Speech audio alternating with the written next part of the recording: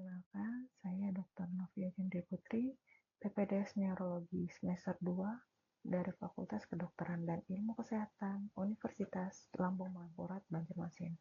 Dengan pembimbing saya Dr. Eko Suryo Pujastoro, spesialis neurologi konsultan FAINA. Hari ini saya akan mempresentasikan hasil bacaan textbook reading saya yang diambil dari buku Principles of Neurology by Adams and Victor di bab Posterior Circulation Stroke and Thrombosis of Cerebral Veins and Venous Synosis atau stroke sirkulasi posterior dan trombosis vena cerebral dan sinus venosus. Baiklah, kita masuk. Sebagai pendahuluan, jadi stroke itu sendiri didefinisikan sebagai manifestasi klinis akut akibat disfungsi neurologis baik pada otak, medula spinalis, atau retina yang terjadi baik vokal maupun global, yang dimana akan menetap selama 24 jam atau lebih dan akan menimbulkan kecacatan atau bahkan kematian yang disebabkan oleh satu-satunya penyebab, yaitu gangguan pembuluh darah atau vaskular. Nah, stroke itu sendiri merupakan penyebab kematian utama secara global setelah penyakit jantung dan kanker, di mana itu terjadi di negara maju. Klasifikasi utama dari stroke itu sendiri, yang pertama adalah stroke iskemik. Dari semua kejadian stroke, kurang lebih 85% stroke itu disebabkan karena stroke iskemik. Ia disebabkan karena adanya oklusi pembuluh darah yang mengakibatkan infak pada jaringan otak. Nah, berkaitan erat dengan stroke iskemik adalah transient ischemic attack atau TIA, yang merupakan suatu defisit neurologis sementara yang disebabkan oleh penyakit cerebrovaskular dan tidak meninggalkan jejak klinis maupun temuan pada pencitraan. Dalam hal ini tanpa adanya bukti infak pada pencitraan. TIA itu sendiri akan didefinisikan yaitu kurang dari 24 jam, namun dari kebanyakan kasus gejala biasanya akan membaik dalam kurang dari 1 jam. Yang kedua adalah stroke hemorrhage. Stroke hemorrhage itu sendiri merupakan kondisi darurat medis akibat pecahnya pembuluh darah otak yang dimana akan menyebabkan darah merembes ke jaringan otak. Nah, stroke hemorrhagic itu dibagi menjadi dua, yaitu perdarahan intracerebral, yaitu perdarahan dalam jaringan otak, misalnya bisa disebabkan karena hipertensi kronis atau adanya gangguan koagulopati. Kemudian perdarahan subarachnoid, yaitu perdarahan di ruang subarachnoid, yang dimana paling sering diakibatkan karena adanya ruptur dari aneurisma di circulus wirisi. Stroke itu sendiri memiliki berbagai tingkat keparahan, namun utamanya adalah adanya defisit neurologis yang muncul mendadak dalam hitungan detik. Yang ini menandakan bahwa penyebabnya adalah vaskular. Pada kasus yang berat, dapat terjadi hemiplegi atau koma. Dulu disebut dengan apopleksi. Pada kasus ringan, gejalanya bisa sangat ringan dan sementara, sehingga ini menjadi tidak cukup untuk mendorong pasien mencari pertolongan medis, meskipun umumnya tetap ditemukan defisit neurologis yang jelas. Pada stroke hemorrhagic, lebih sering ditandai adanya muntah saat onset, kemudian adanya penurunan kesadaran hingga koma, dan hipertensi yang berat. Namun, tanda ini ternyata tidak selalu membedakan dari stroke iskemik. Etiologi dan patofisiologi stroke infak. Pada umumnya itu dikenal menjadi dua, yaitu aterotrombosis dan emboli cerebral. Kemudian disertai ternyata ada penyebab lain.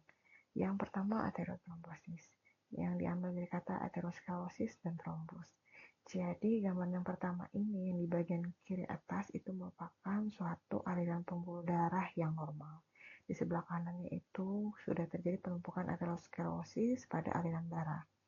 Nah, awalnya ini pada aterotrombosis terjadi adanya disfungsi sel endotelial, yaitu merupakan kerusakan endotelium pada pembuluh darah yang terkena karena paparan iritan. Contohnya itu karena paparan asap rokok dalam jangka yang lama.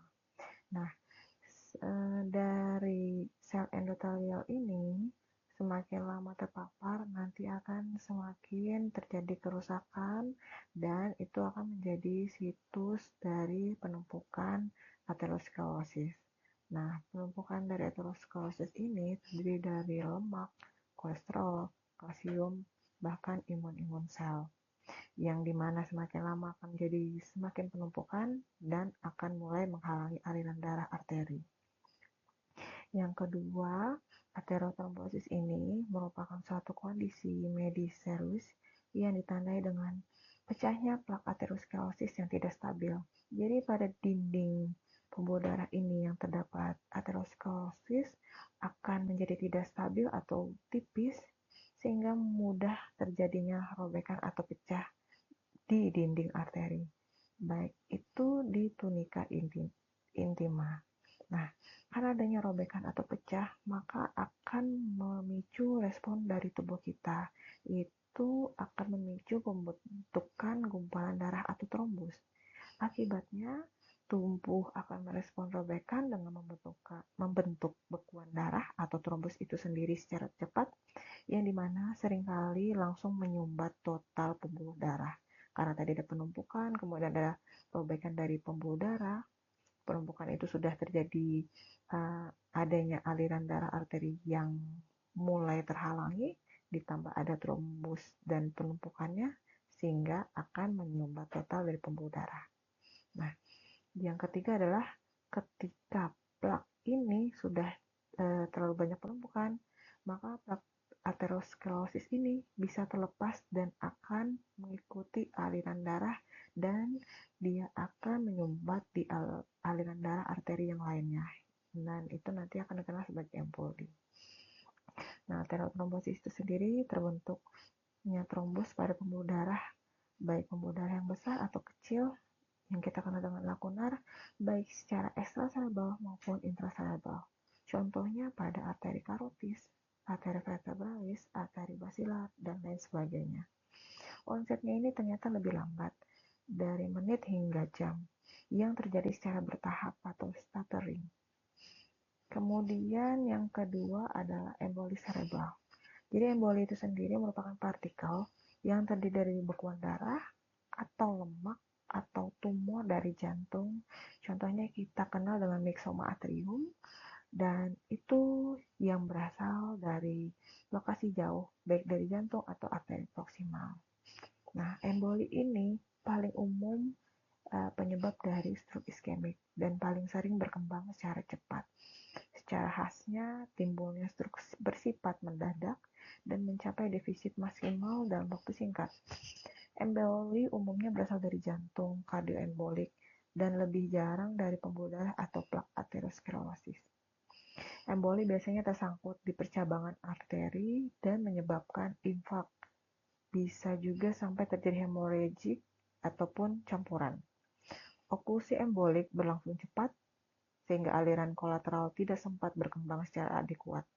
Oleh karena itu, area otak distal dari lokasi oklusi seringkali tidak terlindungi.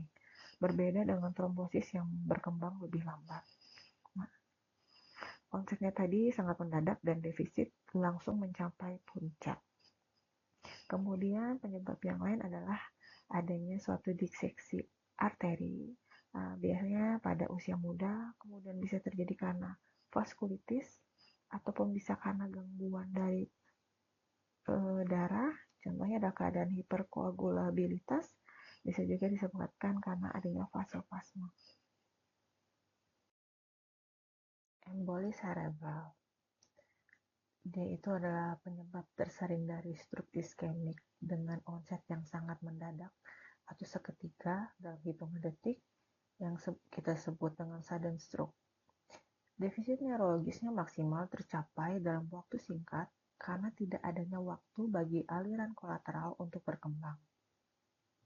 Karakteristiknya itu sering menyebabkan infak hemoragik. Kenapa? Karena itu merupakan akibat dari reperfusi pada jaringan yang rusak setelah embolisis ataupun berpindah. Kemudian prediksi utamanya itu paling sering terjadi di arteri cerebral media atau MCA. Sumber utamanya itu adalah dari kardiogenik atau jantung, contohnya itu fibrilasi atrium, di mana itu akan meningkatkan risiko terjadinya stroke 5 kali lipat. Kita bisa melihat dari skor CHA-2, kemudian adanya kelainan katup, bisa juga karena adanya PFO atau patent foramen ovale. Kemudian secara vaskular bisa disebabkan karena plak arcus aorta atau karotis, baik emboli arteri ke arteri. Kemudian bisa juga disebabkan karena adanya emboli lemak, terutama pada trauma tulang panjang, emboli paru pada proses pembedahan, ataupun emboli tumor. Tadi pada scoring CHA-2 itu sendiri digunakan untuk menilai resiko stroke. Dalam hal ini adalah tromboemboli pada pasien dengan fibrilasi atrium, terutama yang non-valvular. Tujuan utamanya adalah untuk menentukan apakah pasien ini perlu terapi antikoagulan, kemudian untuk mencegah kejadian stroke iskemik. Biasanya nanti hasilnya adalah lebih dari atau sama dengan 2 pada laki-laki, atau lebih dari atau sama dengan 3 pada perempuan. Indikasi untuk diberikannya obat antikoagulan.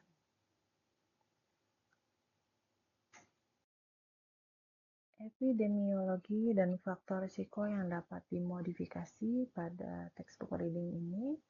Jadi penyakit cerebrovaskular atau dalam hal ini adalah stroke merupakan suatu beban penyakit yang dimana menyebabkan sekitar 7,8 juta kematian per tahun secara global, dan stroke ini sendiri menyumbang 13% dari total kematian.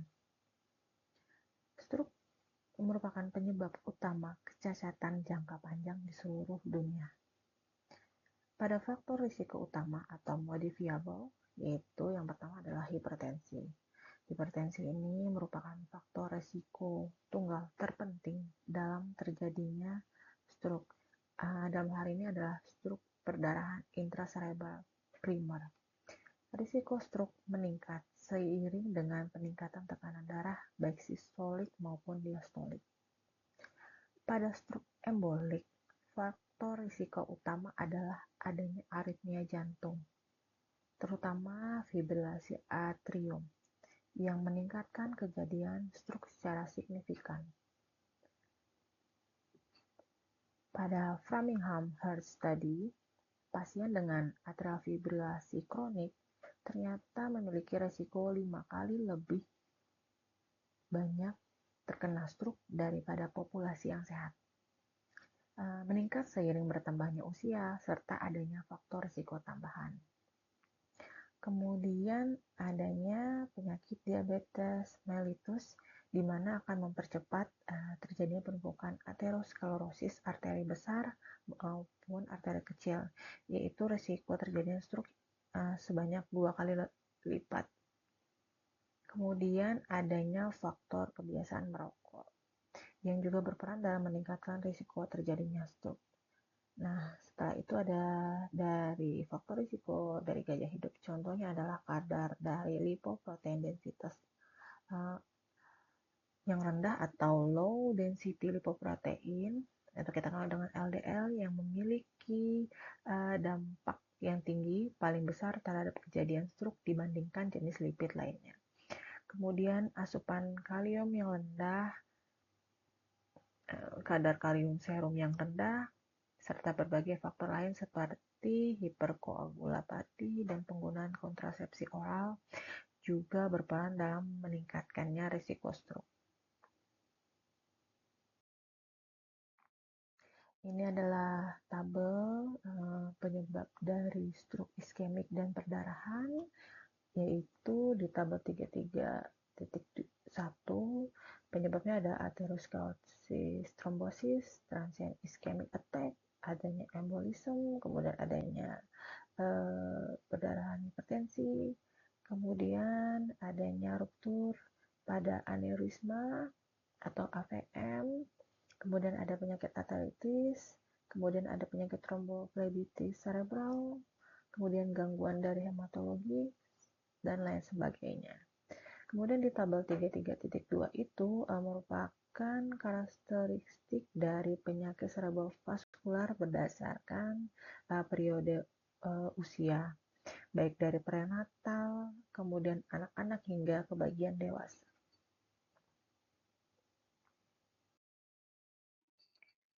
Kita masuk pada ischemic transient attack atau TIA, merupakan suatu defisit vokal transient yang terjadi di kurang dari 24 jam, dan pada kebanyakan kasus ini biasanya membaik dalam kurang dari 1 jam, di mana ditemukan tanpa bukti infak pada MRI atau DWI, atau dalam hal ini adalah imaging yang biasanya kurang dari 1 jam. Nah, ischemic transient attack ini bila terjadi, maka ini merupakan suatu peringatan.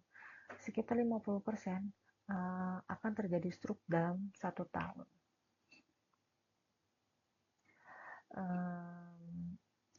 Gejalanya bisa terjadi hemiparese, afasia, rasa baal atau kesemutan pada satu sisi tubuh, kemudian adanya dysarthria, diplopia, ataksia, penurunan ketajaman penglihatan, atau kombinasi gejala yang mencerminkan sindrom stroke tertentu. Manajemen risikonya itu merupakan kita akan melakukan evaluasi skor dari ABC2 pasca TIA untuk menentukan urgensi rawat inap dan pencegahan sekunder. Ini adalah tabel pada ABCD2, yaitu terdiri dari umur, kemudian tekanan darah, kemudian bagaimana dari klinisnya, setelah itu ada bagaimana durasinya, dan apakah ada riwayat diabetes. Pada poin, jika kita mendapatkan 6-7 merupakan risiko tinggi akan risiko stroke dalam 2 hari itu kurang lebih 8%, dan risiko stroke dalam 7 hari itu kurang lebih 10-12%, di mana tata laksananya itulah dilakukannya rawat inap dan penanganan emergensi. Intinya, banyak kondisi dapat meniru TIA, sehingga diagnosa harus hati-hati dan berdasarkan gambaran klinis menyeluruh.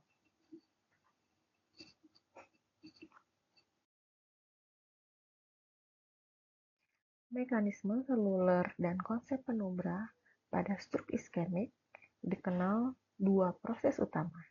Yang pertama, adanya kegagalan suplai oksigen dan glukosa akibat oklusi pada vaskular atau sumbatan pembuluh darah. Yang kedua, adanya kaskade kegagalan metabolik yang menyebabkan kolaps energi atau produksi energi, dalam hal ini ATP yang berhenti, sehingga terjadi disintegrasi struktur sel dan menyebabkan kematian sel. Jadi sel itu tidak dapat mempertahankan strukturnya. Proses ini tidak terjadi seketika, tetapi berlangsung bertahap dalam periode waktu tertentu, hingga akhirnya sel otak mengalami kerusakan dan kematian. Nah, pada stroke iskemik ini dikenal adanya namanya zona infak atau core, merupakan area pusat nekrosis yang mengalami edema sitotoksik, yaitu pembekakan sel akibat kelebihan air intraseluler yang irreversibel. Kemudian ada juga namanya zona penumbra, yang merupakan jaringan di sekitar core yang mengalami hipoperfusi marginal, di mana aliran darahnya adalah 12-23 mili per 100 gram per menit. Karakteristiknya, jadi neuron ini masih hidup, tetapi fungsinya tertekan secara fisiologis, sehingga target dari terapeutik yaitu masih dapat diselamatkan jika reperfusi dilakukan segera sebelum jatuh ke ambang infak, yaitu ambang infak itu sendiri kurang dari 10-12 mili per 100 gram per menit. Mekanisme seluler dan faktor risiko. Jadi tadi sempat dibahas tentang ambang aliran darah otak. Jadi, bila kurang dari 23 mili per 100 gram per menit akan menyebabkan gangguan fungsi. Dan apabila ambang aliran darah otak kurang dari 10-12 mili per 100 gram per menit akan menyebabkan infak irreversibel. Nah, mekanisme cedera pada stroke iskemik itu sendiri dikenal dengan kaskade eksitotoksisitas, yaitu pelepasan berlebihan dari neurotransmitter, dalam hal ini adalah glutamat atau aspartat, yang kemudian ada aktivasi dari reseptor NMDA, di mana akan masuknya kalsium pada intraseluler secara masif, sehingga akan menyebabkan dampak, yaitu kerusakan atau disfungsi dari mitokondria, pembentukan radikal bebas, dan aktivasi inflamasi, dalam hal ini sitokin. Nah, disfungsi mitokondria itu sendiri akan menyebabkan penurunan dari energi atau dalam hal ini adalah ATP. Nah, kemudian ada perubahan ion. Jadi tadi pada sel-sel yang terkena sumbatan sehingga tidak didapatkannya adanya glukosa maupun oksigen, sehingga tidak didapatkannya adanya energi. Jadi terjadilah perubahan ion, di mana nanti akan terjadi peningkatan dari natrium dan kalsium tadi di dalam intraseluler. Nah, ini akan menyebabkan ketika natrium dalam intraseluler meningkat, menyebabkan edema sitotoksik. Kemudian pada kalsium yang meningkat akan menyebabkan terjadinya kerusakan pada mitokondria dan juga lisosom, sehingga akan terjadi disfungsi mitokondria dan lisosom itu sendiri. Nah, perubahan ion itu juga yang lain adalah perubahan dari ion kalium yang akan menyebabkan edema dan kematian sel. Kemudian ada faktor metabolik. Contohnya adalah hiperglikemia.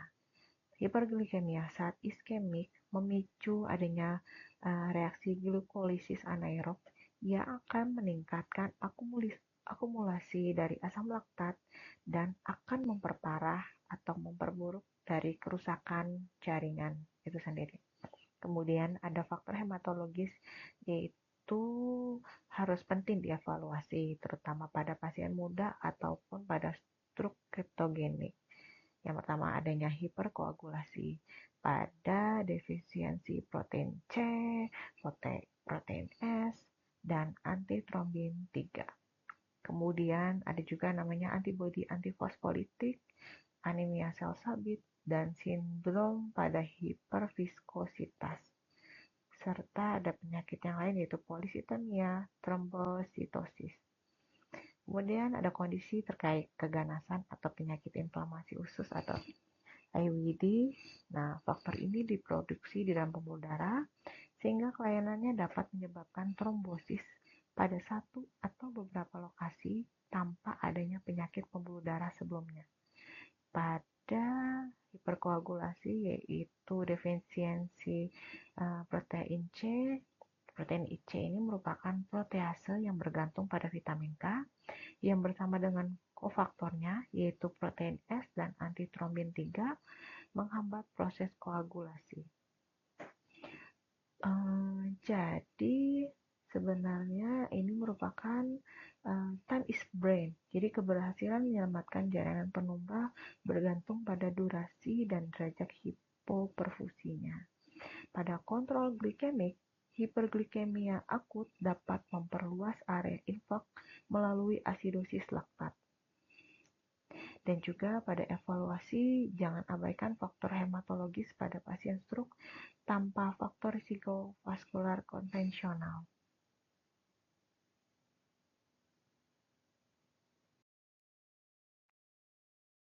Faktor vaskular dan autoregulasi dikenal dengan sirkulasi kolateral, yaitu sirkulasi Willisii, yaitu menghubungkan sistem karotis dan vertebro-basilar melewati arteri komunikans. Nah, jadi sebagai contoh, arteri komunikans posterior menghubungkan arteri karotis interna dan arteri cerebri posterior serta menyediakan anastomosis yang potensial di antara sistem arteri karotis dan basilar. Kemudian ada yang namanya anastomosis leptomania, yaitu aliran antara cabang arteri cerebri di permukaan otak, dan juga ada yang dikenal dengan kolateral eksternal internal, itu melalui arteri oftalmika atau karotis eksterna ke interna. Autoregulasi cerebrovaskular yaitu merupakan kemampuan pembuluh darah kecil untuk dilatasi atau konstriksi guna untuk menjaga cerebral blood flow atau CBF tentang tekanan darah yaitu MAP-nya 50-150 mm air raksa. Apabila terjadi kegagalan autoregulasi di luar rentang tersebut atau pada kondisi patologis, aliran darah otak menjadi pasif mengikuti tekanan darah sistemik sehingga meningkatkan risiko iskemia saat hipotensi. Imaging pada stroke. Yang pertama adalah computed tomography atau CTA. Keunggulannya adalah sangat cepat dan akurat untuk membedakan apakah ini termasuk pendarahan akut atau tidak, yang ditandai dengan lesi hiperdens. Kemudian juga untuk mendeteksi apakah adanya bekuan subarachnoid dan efek massa. Keterbatasannya adalah kurang sensitif untuk infak tahap sangat awal atau lesi kecil di batang otak. Yang kedua, magnetic resonance imaging atau MRI. MRI diffusion weighted imaging atau DWI merupakan standar emas untuk mendeteksi infak iskemik dalam hitungan menit setelah onset, berupa hiperintens atau terang. Kemudian MRI T2 FLAIR sensitif terhadap edem vasogenik dan gliosis atau infak lama, membantu menentukan umur lesi. Keunggulannya sangat baik untuk infak lakunar dalam dan kelainan batang otak yang sering terlewatkan oleh CT. Yang ketiga, pencitraan vaskular atau angiografi. CTA atau CT angiografi dan MR angiografi untuk melihat stenosis atau oklusi arteri besar, baik itu arteri karotis, arteri vertebrobasilar, maupun arteri pada sirkulus Wilisi. Penting untuk menentukan kandidat apakah ini untuk prosedur trombektomi endovaskular. Yang keempat, pencitraan perfusi yaitu CTP atau MRP, konsep mismatch yaitu membandingkan zona infak permanen atau core dengan zona hipoperfusi atau penumbra. Targetnya adalah untuk mengidentifikasi jaringan yang masih bisa diselamatkan melalui reperfusi sebelum nekrosis permanen terjadi. Kemudian yang kelima ada ultrasonografi Doppler untuk mendeteksi derajat oklusi atau apakah ada stenosis arteri pada dasar otak serta aliran darah sirkulus Wilisi. Jadi, dari kesimpulan imaging ini, DWI adalah alat tercepat untuk konfirmasi stroke iskemik akut. Dan pada CT, yaitu CT scan polos, tetap merupakan langkah pertama yang wajib untuk menyingkirkan apakah adanya lesi perdarahan sebelum terapi trombolitik. Pencitraan perfusi sangat krusial untuk memperpanjang jendela terapi pada pasien dengan waktu onset yang tidak jelas atau yang disebut dengan wake-up stroke.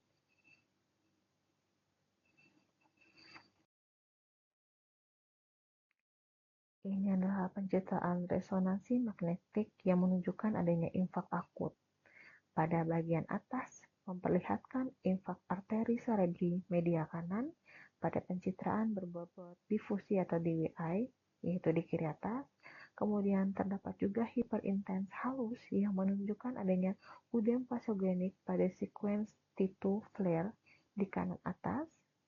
Nah, gambar bagian bawah menunjukkan adanya infak cerebellum akut pada wilayah arteri cerebral posterior inferior kanan yang tampak hiperintens pada pencitraan berbobot difusi atau DWI, yaitu di kiri bawah, dan hanya sedikit hiperintens pada T2 flare pada gambaran kanan bawah. Kemudian terdapat pula infak lama di bagian anterior terhadap infak cerebellum akut yang tampak hipointens pada pencitraan DWI dan hiperintens pada T2 akibat gliosis.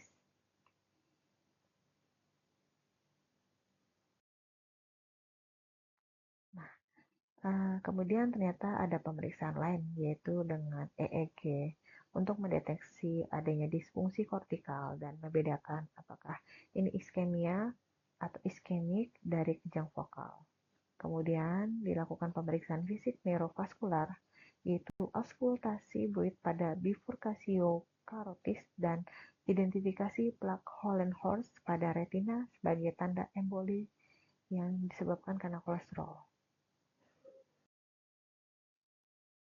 Nah, ini merupakan contoh gambaran pada vaskularisasi yang berwarna kuning adalah vaskularisasi pada arteri cerebral anterior, kemudian yang berwarna merah itu merupakan arteri cerebral media atau MCA, kemudian pada bagian berwarna biru itu merupakan vaskularisasi dari arteri cerebral posterior. Jadi, pada cerebellum itu kita kenal memiliki dua hemisfer.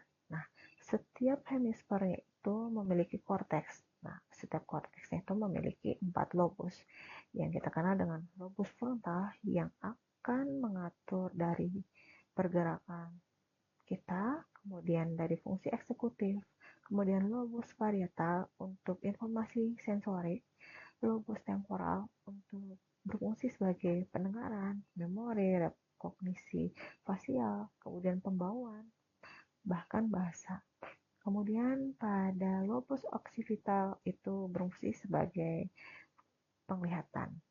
Selain itu, ada yang namanya brainstem yang terdiri dari mesencephalon, pons, dan medulla oblongata yang akan mengatur dari heart rate kita, kemudian tekanan darah, pernapasan, fungsi dari GI tract kita, kemudian tentang mengatur kesadaran kita. Setelah itu ada yang namanya otak kecil atau cerebellum yang akan mengatur tentang koordinasi dari otot-otot kita dan mengatur tentang keseimbangan kita. Baiklah, sekarang kita masuk pada struk sirkulasi posterior. Sebelumnya kita harus mengetahui sirkulasi posterior itu terdiri dari vaskularisasi, yaitu arteri vertebralis kanan dan kiri, kemudian nanti akan bergabung menjadi arteri basilaris, di mana nanti akan terdapat cabang penting pada sirkulasi posterior, yaitu arteri cerebri posterior atau PCA, kemudian arteri cerebelli superior SCA, atau kemudian arteri cerebelli anterior inferior atau AICA, kemudian ada arteri cerebelli posterior inferior atau kita sebut PICA, PICA, ya, kemudian cabang ke batang otak atau pontine branches. Nah, apa saja yang diperdarahi? Itu daerah yang diperdarahi berupa batang otak, baik itu mesencephalon, pons maupun medula, kemudian memperdarahi cerebellum, lobus occipital, dan sebagian lobus dari temporal. Kita masuk pada sindrom stroke PCA atau arteri cerebri posterior. Prinsip dasarnya itu yaitu adalah adanya obstruksi pada arteri, terlebih dalam arteri PCA ini yang menghasilkan kumpulan gejala yang seragam atau sindrom khas. Identifikasi akurat memungkinkan lokalisasi pembuluh darah yang tersumbat. Pada PCA itu varian anatominya yaitu 70% berasal dari bifurkasio arteri basilaris. Namun ternyata sekitar 20-25% pada populasi memiliki tipe yang namanya fetal PCA, yaitu berasal dari arteri karotis interna. Itu merupakan satu arteri cerebri posterior yang berasal langsung dari arteri karotis interna melalui arteri communicans posterior yang besar. Sementara PCA lainnya tetap berasal dari arteri basilaris. Nah, etiologis utamanya itu pada struk arteri cerebral posterior.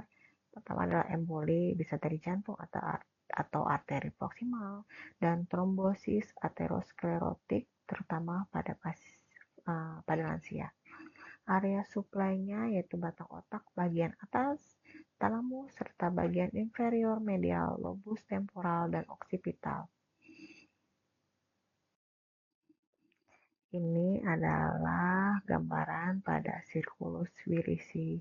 Seperti yang sudah saya jelaskan tadi, pada PCA atau arteri cerebral posterior itu dia sekitar 20-25% itu ada yang namanya tipe fetal, di mana tipe fetal itu berupa satu PCA berasal langsung dari arteri karotis interna melalui arteri komunikans posterior yang besar, sementara PCA lainnya tetap berasal dari arteri basilaris. Nah, ini terlihat juga pada imaging, yaitu tidak terlihat adanya arteri pada PCA di sebelah kanan.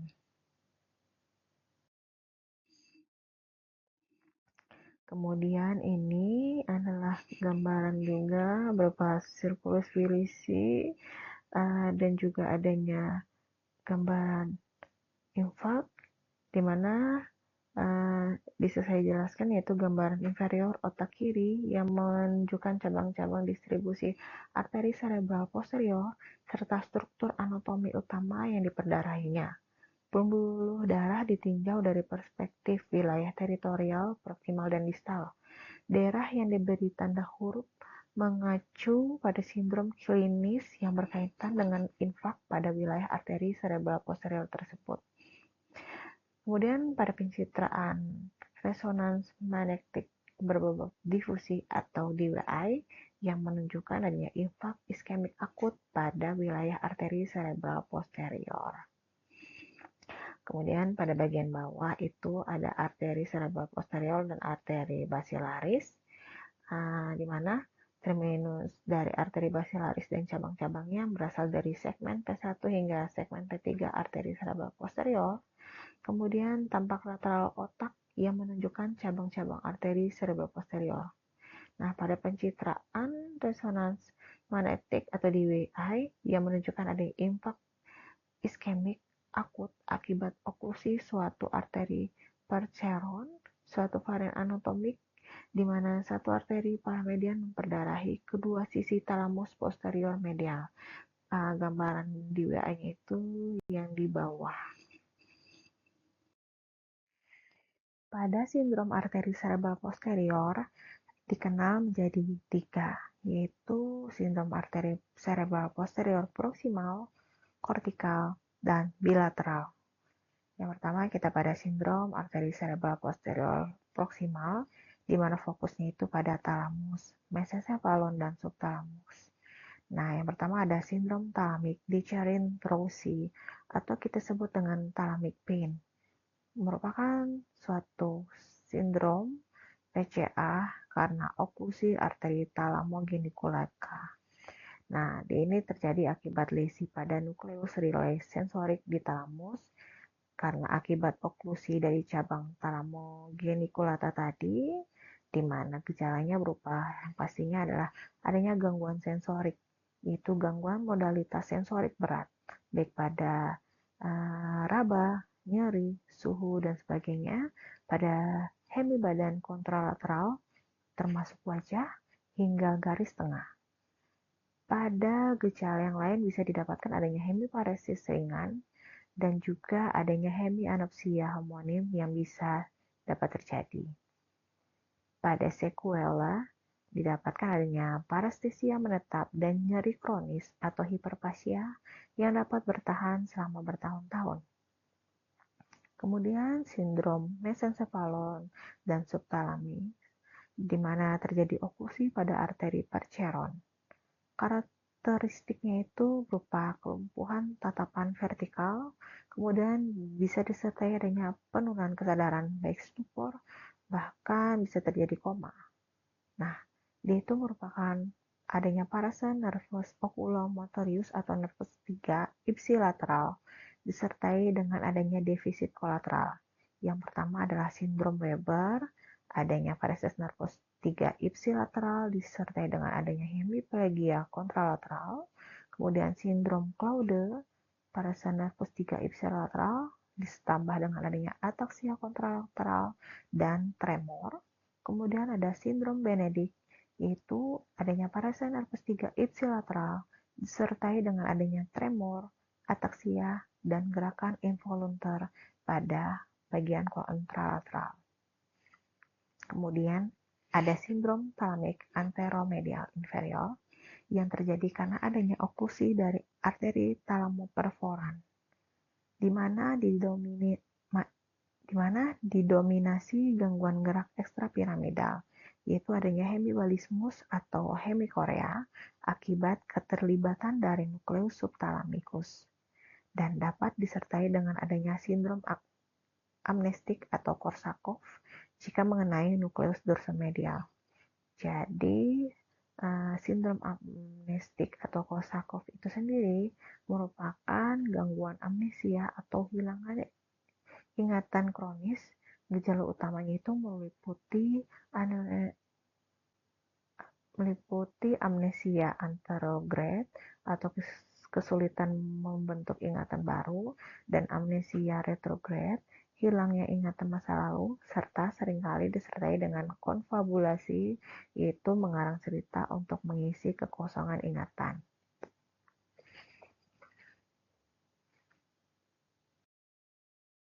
Selanjutnya, sindrom arteri cerebral posterior kortikal, yaitu lobus oksipital dan temporal. Fokusnya pada fungsi visual dan kognitif tinggi. Berupa defisit visual primer, berupa hemianopsia homonim yang sering terjadi makular sparring karena suplai ganda dari arteri cerebral posterior distal dan arteri cerebri anterior. Dapat muncul sebagai skotoma atau agnosia visual, yaitu tidak mengenali objek, atau palinopsia. Nah, ini merupakan oklusi cabang menuju lobus temporal dan oksipital yang menyebabkan tadi ya hemianopsia homonim sebagai akibat keterlibatan dari area reseptif visual primer, yaitu korteks calcarina atau korteks striata, atau dari serabut geniculocarcarina yang berkonvergensi. Makular sparring itu sendiri adalah kondisi di mana penglihatan pusat atau makula masih tetap utuh meskipun terjadi kehilangan lapang pandang, biasanya hemianopsia homonim, akibat dari lesi di otak.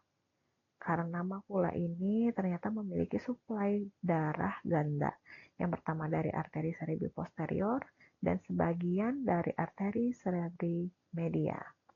Jadi, jika saat arteri cerebri posteriornya terganggu, area makula masih bisa disuplai oleh arteri cerebri media. Kemudian ada yang namanya sindrom neuropsikologis atau hemisfer dominan, yaitu adanya aleksia tanpa agrafia. Pasien dapat menulis tetapi tidak dapat membaca tulisan, termasuk tulisannya sendiri. Kemudian ada gejala anomia warna, yaitu ketidakmampuan menyebutkan nama warna meskipun persepsi visual warnanya normal. Kemudian ada gejala gangguan memori, yaitu defisit memori retentif akibat infak pada lobus temporal posterior atau hipokampus yang dapat membaik seiring waktu. Nah, gangguan kemampuan menyimpan atau mengingat informasi baru atau memori retentif ini terjadi akibat kerusakan pada hipokampus di lobus temporal posterior, tetapi kondisi ini dapat membaik seiring waktu. Jadi, hipokampus itu merupakan pusat pembentukan memori baru. Jika terkena infak, jadi sulit untuk mengingat hal baru atau anterograde amnesia ringan. Namun, karena plastisitas otak, fungsinya bisa pulih sebagian. Selanjutnya, kita masuk ke sindrom arteri cerebral posterior bilateral, di mana fokusnya adalah kebutaan kortikal dan sindrom perilaku yang berat. Nah, gejalanya adalah kebutaan kortikal total. Itu terjadi akibat lesi bilateral dari lobus occipital. Ciri khasnya adalah refleks pupil terhadap cahaya tetap normal, karena saraf optik dan jalur midbrainnya masih utuh. Kemudian ada yang disebut dengan namanya sindrom Anton, yaitu adanya anosognosia atau penyangkalan terhadap kebutaan yang dialami. Anosognosia adalah kondisi neurologis di mana seseorang tidak menyadari atau menolak bahwa dirinya itu mengalami kelumpuhan, penyakit, atau penurunan fungsi kognitif. Ini bukan sekedar penyangkalan psikologis, melainkan karena akibat kerusakan dari otak itu, terutama lobus frontal dan parietal yang mengganggu kemampuan persepsi diri. Selain itu, ada gangguan kognitif dan visual kompleks, yaitu prosopagnosia, ketidakmampuan mengenali wajah akibat lesi bilateral temporo-occipital mesial. Kemudian ada sindrom Balin, yaitu gangguan koordinasi visual spasial, lesinya zona perbatasan occipitoparietal, yaitu ada trias gejala utamanya berupa simultanoksia, kemudian ada ataksia optik dan apraksia okulomotor. Simultan agnosia itu berupa ketidakmampuan melihat beberapa objek sekaligus. Kemudian ataksia optik itu berupa gangguan koordinasi mata tangan. Jadi sulit untuk meraih atau menunjuk objek berdasarkan penglihatan. Padahal kekuatan motorik sebenarnya normal. Selanjutnya apraksia okulomotor itu berupa okular apraksia, yaitu berupa gangguan menggerakkan mata secara sadar, sulit mengarahkan pandangan ke objek, sehingga adanya gerakan sakadik terganggu. Jadi harus memutar kepala lebih dahulu. Nah, kemudian ada keadaan amnestik berat, yaitu impak bilateral pada lobus temporal inferomedial atau hipokampus yang menyebabkan sindrom amnestik Korsakov yang sangat berat. Sindrom amnestik Korsakov tadi sudah dijelaskan pada slide sebelumnya.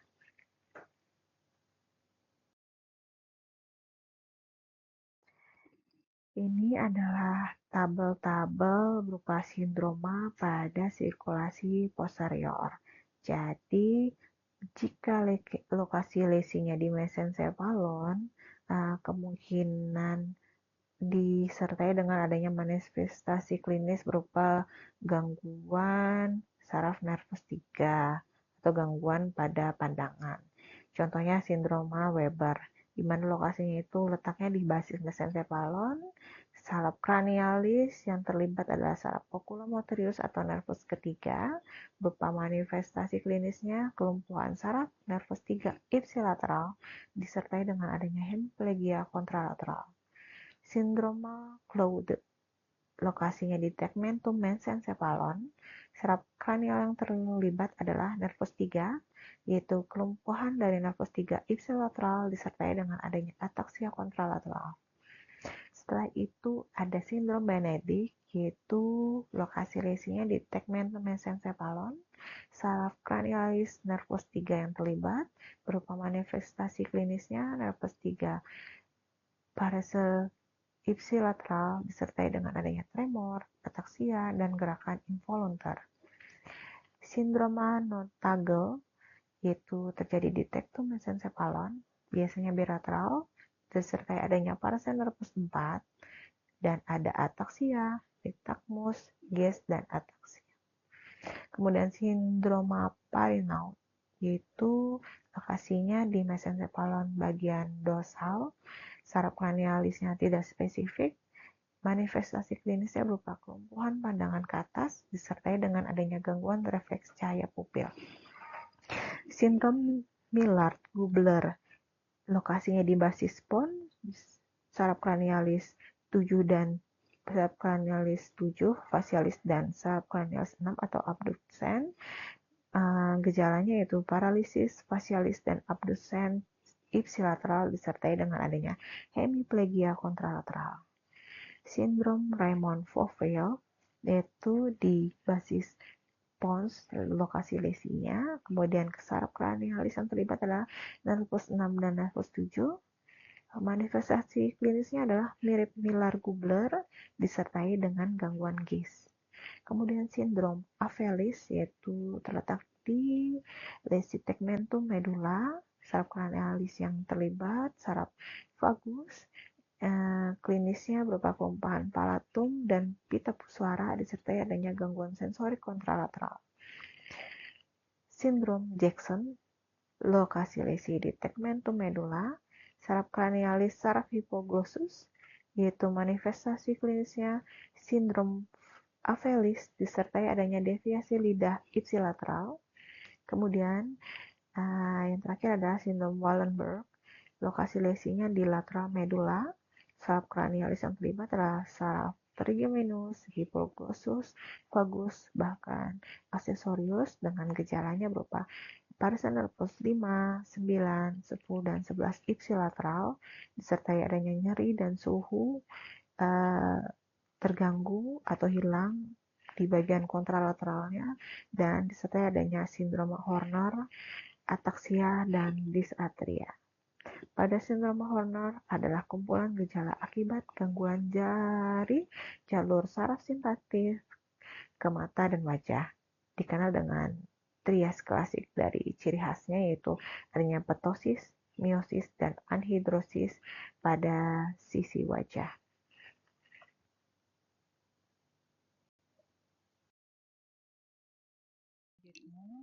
Sindrom stroke arteri vertebralis.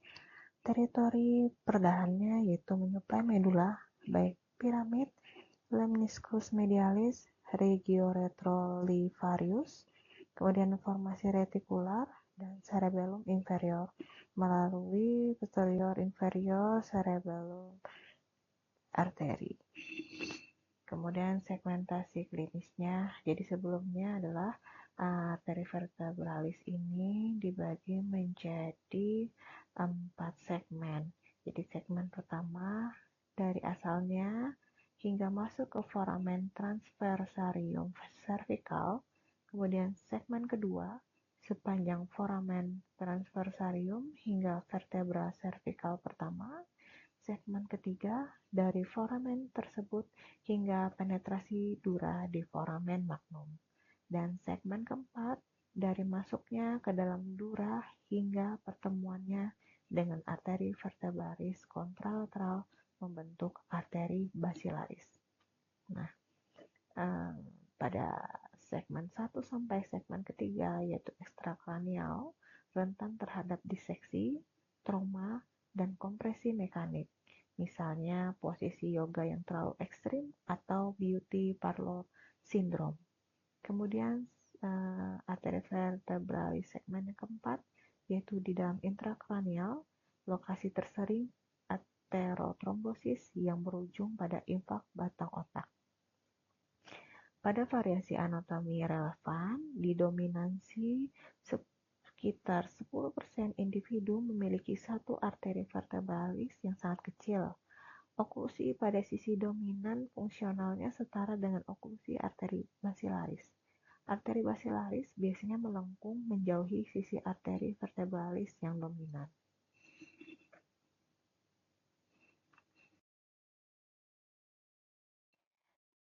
Pada sindrom stroke arteri vertebralis dikenal sindrom Wallenberg atau medula lateral. Jadi etiologinya itu sekitar 80% kasus disebabkan oleh oklusi arteri vertebralis segmen yang keempat, sisanya oleh isolasi oklusi pada posterior inferior cerebral artery. Kemudian dari analisis gejalanya yang secara ipsilateral yaitu adanya dysarthria dan dysphagia berupa keterlibatan dari nukleus ambiguus yaitu nervus 9 dan 10. Kemudian ada sindrom Horner yaitu berupa gangguan jalur simpatis descendens berupa trias gejala yaitu miosis, ptosis, dan anhidrosis. Kemudian ada ataksia cerebral dan anestesia wajah yaitu gangguan nukleus dan fraktus spinalis pada nervus trigeminus. Kemudian Gejala yang lain di kontralateralnya berupa analgesia tubuh, yaitu gangguan traktus spinothalamikus berupa nyeri dan suhu. Kemudian ada sparring pada wajah karena jaras nervus trigeminus bersifat ipsilateral, dan ada gangguan keterlibatan dari vestibular berupa vertigo, nystagmus, dan osilopsia yang menonjol. Kemudian ada nystagmus yang berupa khas tipe sentral, berubah arah sesuai posisi pandang akibat keterlibatan dari nukleus vestibularis. Kemudian pada sindrom medular media atau Dejerine, etiologinya berupa oklusi cabang medular arteri vertebralis atau arteri spinalis anterior. Trias gejalanya berupa ipsilateral, yaitu paralisis dan atrofi dari lidah, keterlibatan dari nervus 12, dan pada kontralateralnya berupa hemiparese, sparring wajah, dan hilangnya sensasi posisi atau vibrasi yang terlibat pada jalur lemnicus medialis.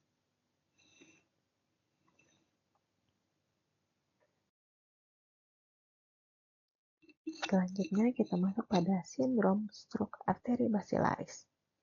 Namun sebelumnya, arteri basilaris ini dibagi menjadi paramedian untuk vaskularisasinya, yaitu menyuplai 2/3 medial pons, di mana di tractus pyramidalis dan lemniscus medialis.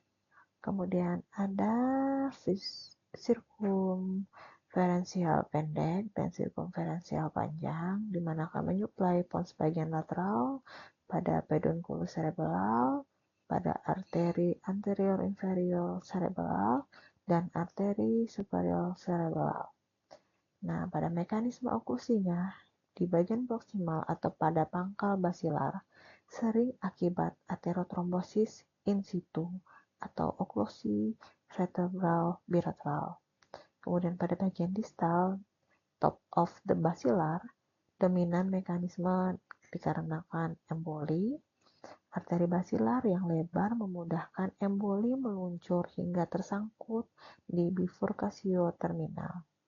Tanda-tanda bahaya yaitu adanya insufisiensi vertebrobasilar, sering bermanifestasi sebagai drop attacks, diplopia, dan vertigo posisi sebelum oklusi total. Kemudian ada yang dikenal dengan namanya lock-in syndrome, yaitu basis pontins bilateral.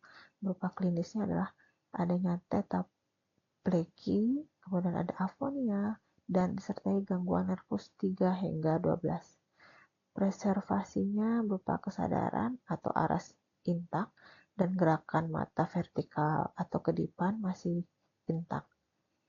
Kemudian ada yang lain dinamakan top of basilar, yaitu pada bifurkasio distal. Targetnya ada di mesencephalon, rostal, dan talamus. Terus gejalanya berupa gangguan okulomotor, yaitu parese upward gaze, kemudian disertai adanya penurunan kesadaran baik somnolen hingga koma, yaitu adanya infrakthalamik paramedian, dan disertai dengan adanya defisit visual dari posterior cerebral artery bilateral. Selain itu ada yang namanya the crow sign, yaitu defisit saraf cranialis ipsilateral, disertai dengan adanya defisit tractus panjang kontralateral, yaitu merupakan patognomoni pada lesi batang otak. Identifikasi level kita bisa melihat dari pupil dan mata. Jika didapatkan pupil pinpoint atau reaktif, jadi merupakan khas lesi pons berupa gangguan simpatis descendens. Kemudian jika ada deviasi mata, matanya akan melirik menjauhi lesi, yaitu melihat ke arah sisi yang lumpuh. Nah, pada arteri anterior inferior cerebelli dan superior cerebelli arteri, pada Aicha disertai adanya tinnitus atau tuli, ditambah dengan adanya vertigo, muntah, dan nystagmus, dan disertai adanya parasa nervus 7, dan juga ada sindrom Horner di ipsilateral. Pada superior cerebellar artery, gejala berupa ataksia cerebral berat, ditambah dengan adanya nystagmus, bicara pelo, dan sparing fungsi pendengaran. Komplikasi yang fatal, jadi kita harus waspadai adanya henti nafas mendadak pada infak medula atau pons bawah dan edema cerebellum masif yang memerlukan dekompresi suboksipitas segera.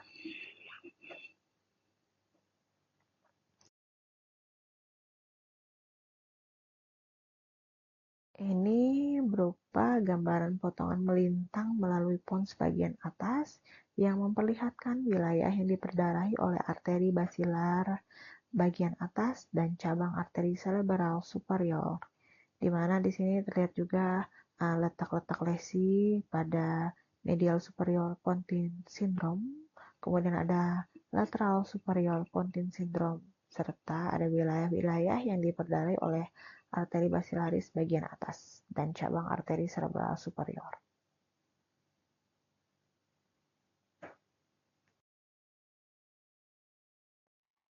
Ini merupakan tanda-tanda pada lesi dan keterlibatan dari gejala-gejala maupun saraf kranialis pada bagian supratentorial atau kapsular dan pada batang otak, yaitu letak di infratentorial. Dilihat dari bagaimana keterlibatan dari defisit motoriknya, kemudian keterlibatan dari saraf kranialisnya, kemudian dari arah deviasi mata, apakah terdapat gangguan sensorik dan ada tanda tambahan.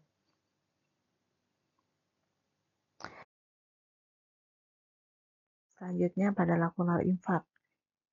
Definisi historisnya yaitu berupa kavitas kecil atau lakuna sisa jaringan nekrotik yang dibersihkan oleh makrofag. Kemudian etat Kribel atau pelebaran ruang perivaskular virkurobin di sekitar pembuluh darah yang menebal, seringkali non-simptomatik. Target vaskular, oklusi arteri penetran dalam berdiameter 50-200 mikromili, misalnya pada arteri lenticulo striata, talamoperforan, dan cabang palmedian pons. Mekanisme utamanya yaitu adanya lipohyalinosis atau fissure, yaitu adanya sklerosis arteriol fibrinoid akibat hipertensi kronik atau mekanisme tersering. Nah, juga bisa disebabkan karena adanya ateroma mikroateroma, yaitu plak aterosklerosis pada muara arteri besar yang menutup pangkal cabang penetran. Faktor risikonya yaitu kebanyakan hipertensi ditemukan pada lebih dari 80% kasus, kemudian ada diabetes mellitus dan hiperlipidemia.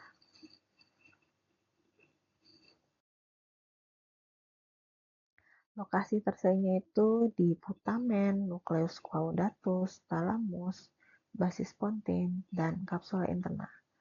Karakteristik dari struk lakunar itu sendiri adalah defisit neurologis vokal tanpa tanda kortikal, tidak ada afasia, agnosia, neglek, atau defisit dari lapang pandang, dan ini juga dibuktikan dengan tanpa adanya gambaran infak pada imaging. Nah, biasanya ini defisit neurologisnya itu akan membaik dalam kurang dari 24 jam, tapi pada kebanyakan kasus itu dia akan menghilang gejalanya atau akan membaik dalam waktu kurang dari 1 jam. Nah, 4 sindrom lakunar klasik atau menurut Fisher itu berupa pure motoric hemiparesis, pure sensoric stroke, ataxic hemiparesis, dan dysarthria disertai dengan adanya clumsy hand syndrome.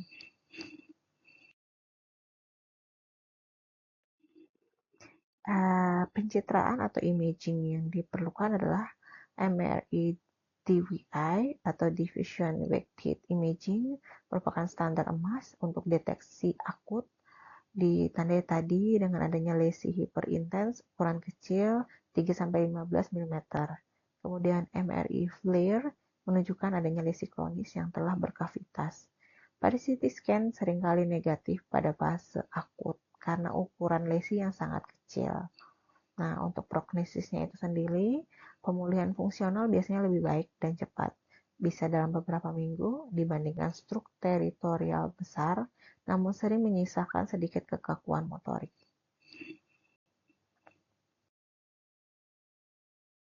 Tata laksana fase akut pada stroke iskemik yaitu strategi untuk reperfusi cerebral. Yang pertama adalah trombosis intravena atau RTPA. Efikasinya itu untuk memberikan perbaikan neurologis signifikan, yaitu sekitar 30% lebih banyak pasien mencapai defisit minimal pada semua tipe stroke iskemik. Kemudian trombektomi endovaskular atau EVT, yaitu indikasinya berupa oklusi pembuluh darah besar atau large vessel occlusion atau LVO seperti proximal arteri cerebromedia atau arteri basilaris. Nah, perluasan jendela waktu dulunya itu sekitar 6 jam pasca onset ternyata dapat diperpanjang hingga 16 sampai 24 jam pasca onset.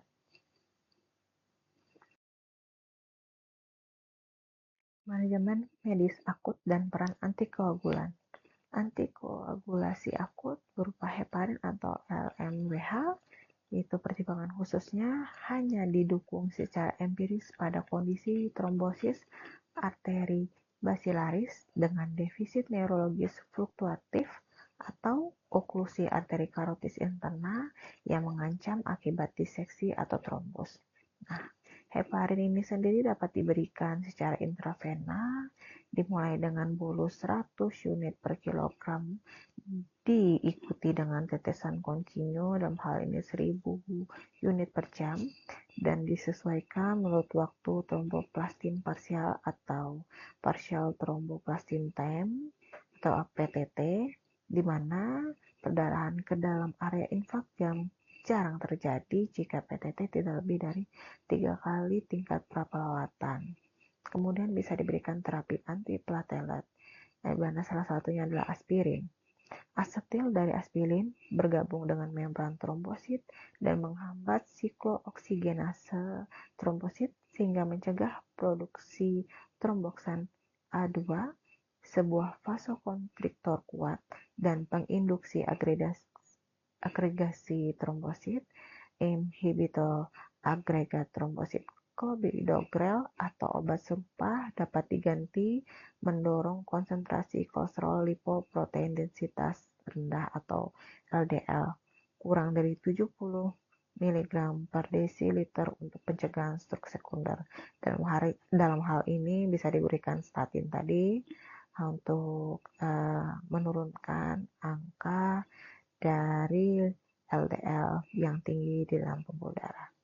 Kemudian kita bisa memberikan manajemen tekanan darah dan mengontrol dari adanya hiperglikemik.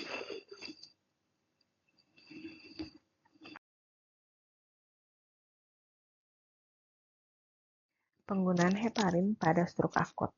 Jadi indikasinya ini terbatas dan risiko transformasi hemorrhagic. Rekomendasi umum, jadi pada heparin tidak disarankan secara rutin pada stroke iskemik akut yang sudah menetap karena risiko perdarahan cerebral melebihi manfaatnya. Indikasinya ini berupa spesifik. Jadi jika didapatkan adanya trombosis arteri basilaris dengan defisit yang berfluktuasi atau pada oklusi arteri karotis interna yang mengancam akibat diseksi atau trombus intraluminal. Nah, yang perlu diperhatikan atau kita perlu monitoring yaitu jika pada heparin ini digunakan, maka target PTT tidak boleh melebihi 3 kali nilai normal untuk meminimalisir risiko transformasi hemorragicnya.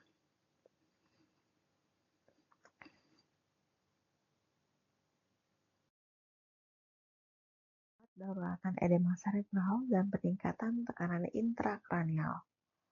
Nah, kita harus mengantisipasi pada sindrom arteri cerebral media maligna dan kompresi fossa posterior, di mana pada patofisiologisnya itu terjadinya edema otak pasca infak luas, terutama teritorial pada arteri cerebral media, yang menyebabkan pergeseran jaringan sekunder atau midline shift yang mencapai puncaknya pada hari ketiga hingga kelima. Terapi medikamentosanya yaitu pemberian agen osmotik seperti mannitol IV dengan dosis awal 1 gram per kilogram berat badan, dilanjutkan 50 gram tiap 2-3 jam, atau salin hipertonik. Dengan catatan, glukokortikoid terbukti tidak memberikan nilai terapeutik pada edema iskemik. Kemudian bisa dilakukan hemikraniotomi dekompresif dengan timing operasinya itu paling efektif menurunkan angka kematian jika dilakukan dini dalam waktu 48 jam pertama saat pasien menunjukkan penurunan kesadaran atau mengantuk, tetapi sebelum jatuh ke fase koma dalam. Kemudian pada infak cerebral luas, edema di fossa posterior dapat menekan ventrikel keempat secara cepat, yang menyebabkan hidrosefalus obstruktif dan risiko henti nafas mendadak akibat kompresi batang otak. Kemudian dilakukan dekompresi bedah dan reseksi jaringan infak wajib dilakukan segera setelah profilaktik jika hidrosefalus atau tanda kompresi mulai muncul.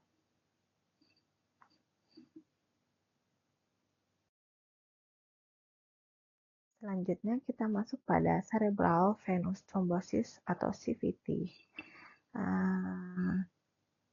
Merupakan suatu oklusi trombotik pada vena cerebral atau sinus dural yang menghambat drainase vena otak, yang menyebabkan kongesti vena, udem, dan kemungkinan infak hemorrhage. Biasanya dapat disebabkan oleh kondisi infeksius maupun non-infeksius.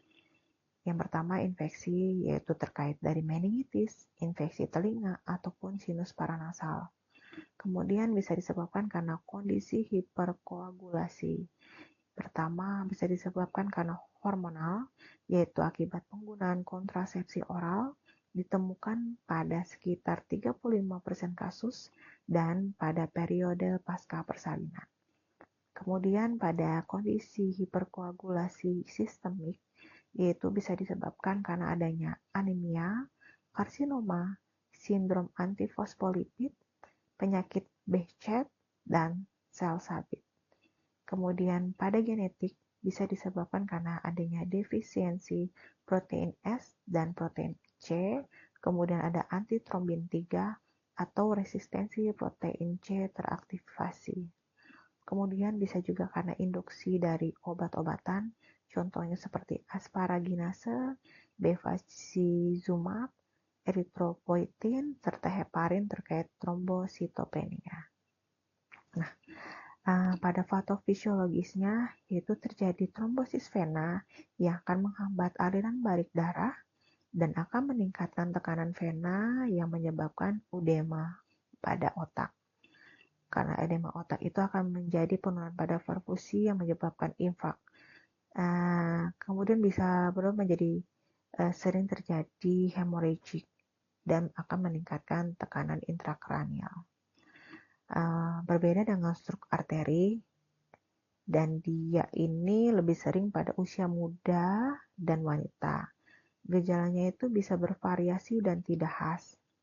Intinya, pada cerebral venous thrombosis ini terjadi sumbatan vena otak yang akan mengganggu drainase sehingga akan meningkatkan tekanan dan akan menyebabkan edema maupun infak. Nah, pada perjalanannya ini yang pertama adalah dari sinus sagittalis superior, nanti dia akan mengalirkan darah dari permukaan hemisfer otak, tempat utama absorpsi cairan cerebrospinal melalui granulasi arachnoid. Kemudian menuju sinus sagittalis inferior yang akan mengalirkan darah dari bagian medial hemisfer dan bermuara ke sinus rectus.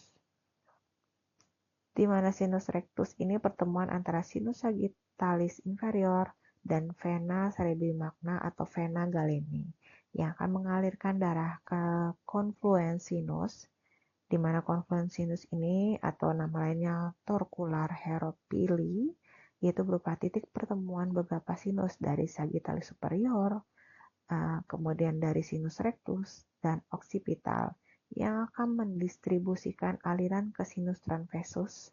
Dari saluran sinus transversus akan mengalirkan darah dari confluens menuju sinus sigmoid, di mana jalur akhirnya akan menuju vena jugularis interna, bentuknya seperti huruf S, dan ada sinus cavernosus yang mengalirkan darah dari wajah dan orbital, yang mengandung struktur penting berupa arteri karotis interna dan saraf kranialis, yaitu saraf oculomotorius, saraf trokleal, kemudian saraf trigeminal baik cabang 1, 2, dan saraf abducens. Kemudian masuk ke sinus petrosus baik superior dan inferior yang menghubungkan sinus cavernosus ke sinus sigmoid atau jugularis interna sampai ke sinus occipital yang mengalirkan darah dari daerah posterior dan bermuara ke confluens. Jadi intinya adalah dari jalur sagittal menuju sinus rectus, menuju sinus confluens, sinus transversus, sinus sigmoid, hingga akhirnya ke jugularis interna.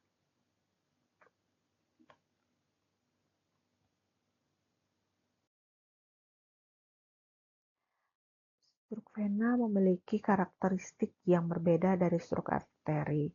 Dari segi onset, perjalanannya cenderung lebih lambat dibandingkan oklusi arteri.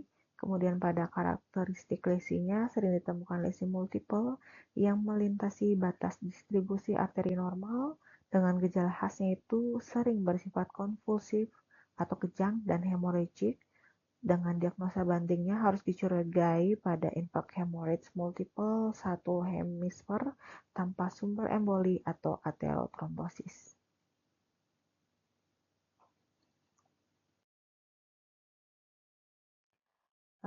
Pada sinus trombosis itu sendiri, gejala yang lain adalah berupa sakit kepala, bisa progresif atau mendadak, kemudian adanya tanda peningkatan tekanan intrakranial bisa disertai dengan adanya mual, muntah, papil edem, kemudian ada penglihatan kabur, kemudian bisa disertai dengan defisit neurologis vokal berupa hemiparese, gangguan sensorik, bahkan afasia, kemudian tadi ada kejang, kemudian keluhan lain berupa gangguan kesadaran dari ringan hingga koma, dan gejala spesifik sesuai sinus yang terkena, contohnya pada sinus cavernosus, yaitu adanya nyeri mata, proptosis maupun diplopia pada sinus sagittalis superior, disertai dengan adanya kelemahan bilateral dan ada kejang. Nah, ciri khasnya yaitu kombinasinya bisa berupa sakit kepala, kejang, dan defisit vokal disertai adanya papil edema. Jadi kita patut mencurigai adanya cerebral venous thrombosis dengan gejala bervariasi dan tidak khas, tetapi dominannya bisa disertai dengan adanya sakit kepala, kejang, tanda peningkatan intrakranial, dan defisit neurologis. Kemudian pada sindrom lokalisasi vena dan sinus itu sendiri, vena kortikal biasanya ada kejang, pada vena laba ada infarct lobus temporal superior, vena trolan keterlibatan pada korteks parietal. Pada vena trolan itu sendiri adalah menghubungkan vena cerebral tengah superficial ke sinus sagittaris superior, pada vena laba menghubungkan vena cerebral tengah superficial ke sinus transversus. Sinus dural atau sagittal dan transversal itu sendiri dominan dengan tanda peningkatan TIK, sakit kepala, muntah, dan papil edema.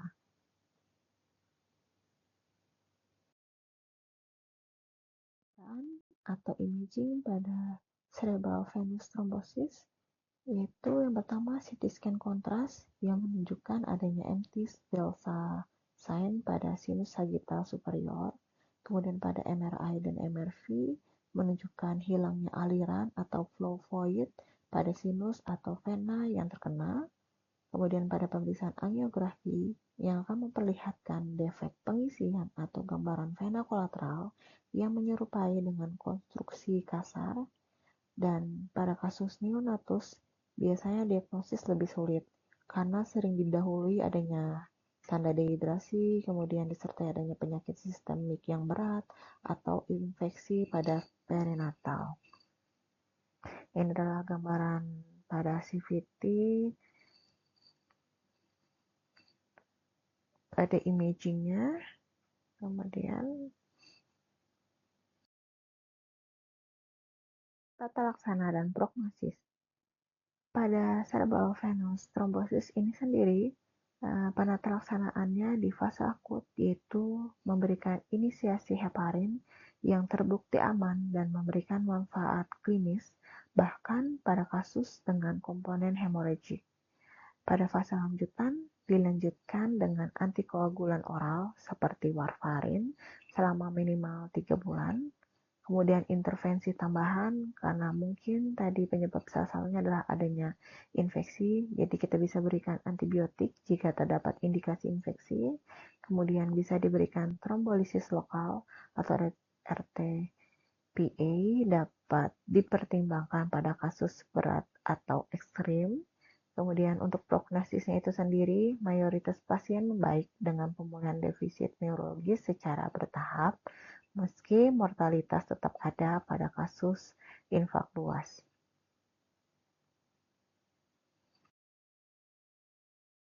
Kesimpulannya, prinsip utama pada penata laksanaan penyakit cerebrovaskular itu adalah time is brain, di mana keberhasilan terapi bergantung pada tindakan reperfusi segera melalui trombolisis intravena atau RTPA dalam jendela waktu 3-4,5 jam.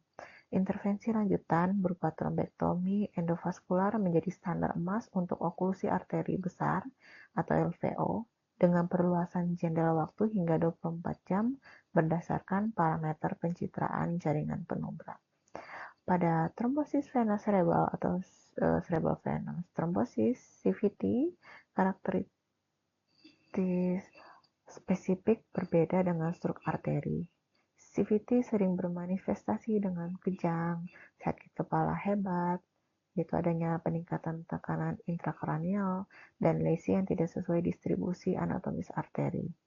Kunci pada diagnosisnya itu sendiri yaitu berupa deteksi dini melalui MR venografi atau MRV atau identifikasi tanda adanya MT delta pada CT scan, kontras untuk melihat oklusi sinus. Nah, diharapkan pada sistem layanan yaitu penata laksanaan di struk unit khusus terbukti menurunkan angka mortalitas dan morbiditas melalui penerapan protokol pencegahan komplikasi. Demikian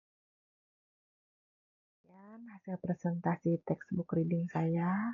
Mohon maaf apabila sama saya melakukan penyampaian dari textbook reading ini memiliki kesalahan.